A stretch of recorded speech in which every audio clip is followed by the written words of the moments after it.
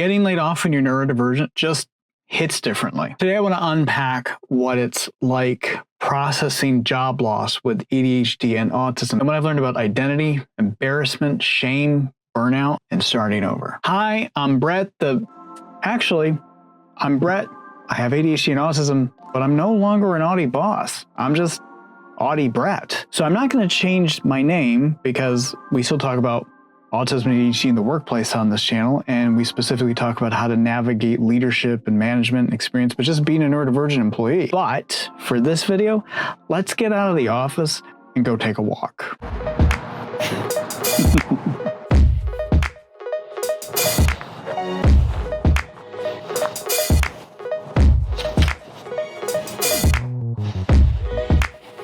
So earlier this week, a few days ago, I was informed that my position was eliminated and that of my team. That information was very emotional. If you remember back to my interview with Mike from Australia, who created the Neurodivergent translator app, which is based on a neurodivergent AI, he lost his job at a startup.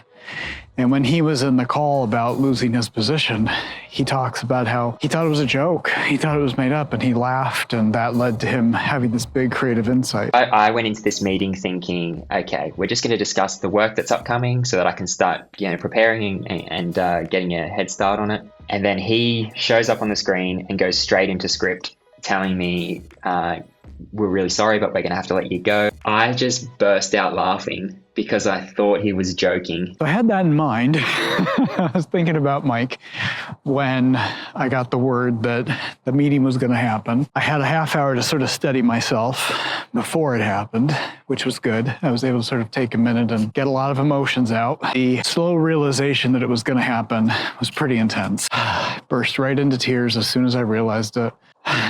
Getting emotional now thinking about it again. It just felt like I let a lot of people down. There's a lot of emotions, there's a lot of rumination, there's a lot of things that come up. They don't all come right away. As I was processing these things, they came up fast and furious for me. A flood of emotions, a flood of anxieties, thinking long term. One of the things that I'm always fascinated about my Audi brain, and we can process certain information at warp speed. I know for my ADHD, I can process a lot of things 17,000 times faster than a lot of other people. And then I can see big picture, I can see small picture, I can see really intricate details, I can see 10 moves out all the time. And then certain thoughts and feelings and emotions, like it takes me days, weeks, months, years to process things. If you've been on my channel for a little while, you've probably heard me talk about how it took me a really long time to realize that I was bisexual. It took me a really long time to realize I was ADHD and neurodivergent, and sort of that late diagnosed thing. All that processing took a really long time to come through. I hung up the call and just felt this numbness, this neutral, this sort of pause, this sort of stuck feeling that I didn't know what to do. I'd have occasions where I burst into tears, and then that feeling just wouldn't go away. And of course, there were a lot of calls, a lot of emails, a lot of texts, a lot of wonderful, supportive people, a lot of friends reaching out, a lot of great things. But that stuck feeling stayed with me for the day, not knowing what to do with myself. And here's where the first thing comes in. Being neurodivergent, in particular with my autism, there's so many routines that I was used to. I'd been with that job for 12 years, and the higher I rose as a leader and a manager, the more, frankly, meetings I had. And I had so many meetings every day for months, for years. Just like I would start, every day was a meeting. I rarely had time to do creative things, which is how the Audi Boss got started. And I just would do meetings all day long. I'd get up, go to meetings. That worked for me. That was the job. That was the job. Managing the team, strategy, coming up with ideas, that was the job. Suddenly not having those meetings anymore, I didn't know what to do. And that was so jarring and confusing. And all of my routines in a blink of an eye were gone. I was just lost. I called one of my friends and one of my mentors who used to be a manager, brilliant leader who I learned so much from. And I said to her, what do I do now? What am I supposed to do now? And she gave me some great advice about just breathe, live through the moment, don't feel you have to make a decision. A lot of times our brains are telling us, go, go, go, fix, fix, fix. It's a big thing that's suddenly happening. You got to do something now, now, now. And it was really like, no, just go, sit, relax, let the feelings flow in the way that they're going to flow. They're not going to come the way you want them to. They're not going to happen the way you want them to. They just have to do what they're going to do. And you just have to be open to how that's going to play out and how it's going to work. So I did that. And I went and I talked to a lot of different people who had been through it, people who didn't have a choice, people who, same thing, positions eliminated. I took a melatonin the night before to help me sleep because I was worried my rumination and my OCD would keep me up all night. I still woke up at like 6 a.m. and was just wide awake thinking. But the strongest feeling that I woke up with was embarrassment. Who was I without my job? Who was I without being somebody's boss? Who was I without having this job that became an identity for me for so many years? It was the place I found myself. It was the place that I found my way into mission-driven work and finding my identity as a queer person, finding myself in a place where I could be neurodivergent and talk about that and figure out workflows and ideas and become a good manager.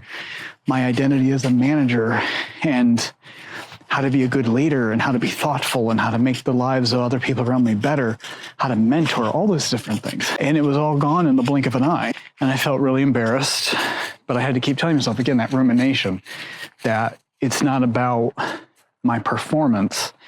It wasn't a decision about if I did a good job or a conversation I did or something I said or anything like that. It was just literally, it was eliminated.